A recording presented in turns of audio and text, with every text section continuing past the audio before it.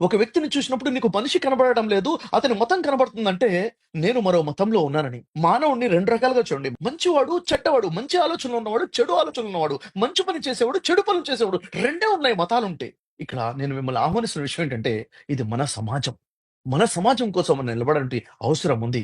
నేను సమాజానికి నేనేమిస్తున్నాను? ఈ సమాజంలో పుట్టాము. ఈ సమాజంలోనే చదువుకున్నాము. ఈ సమాజంలోనే వ్యాపారాలు చేస్తున్నాం. ఈ సమాజంలోనే ఉద్యోగాలు చేస్తున్నాం. ఈ సమాజంలోనే మన కుటుంబము, మన పిల్లలు, మన తల్లిదండ్రులు ఉన్నారు.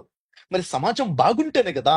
నేనైనా, నా వ్యాపారమైనా, నా కుటుంబమైనా, నా భవిష్యత్తయినా బాగుండేది. మరి సమాజ హితం కోసం మనం ఏం చేస్తున్నాం? సమాజంలో మన మధ్య ఉన్న ఐక్యత కోసం మనం ఏం చేస్తున్నాం?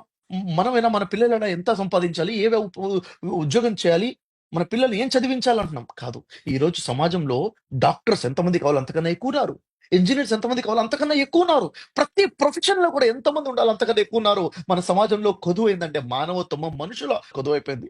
జాగ్రత్తగా వినండి. నేను మిమ్మల్ని ఆహ్వానిస్తున్న విషయం ఏంటే మానవత్వం వైపుకు అడుగులు వేద్దాం. మానవత్వాన్ని మంటగలిపేటి ఈ మతాలు మనకు అవసరం కూడా చెప్పండి. ఈ మతాలు మనకు కావాల్సింది కావాల్సింది. మనకు కావాల్సింది మానవత్వం. మనకు కావాల్సింది ధర్మం. మనకు కావాల్సింది ధర్మం. ఈ మతాలు మనకొద్దు. మనుషుల్ని చంపే మతాలు మనకొద్దు. ఈ దేశం ఏదైతే ఉందో మన దేశం కోసం కలిసికట్టుగా నిలబడాల్సిన అవసరం ఉంది. మీ సంతానం మీద మీకు ప్రేమ ఉంటే, మీ కూతురంటే మీకు ప్రేమ ఉంటే, మీ కొడుకంటే మీకు ప్రేమ ఉంటే వారి కోసం మంచి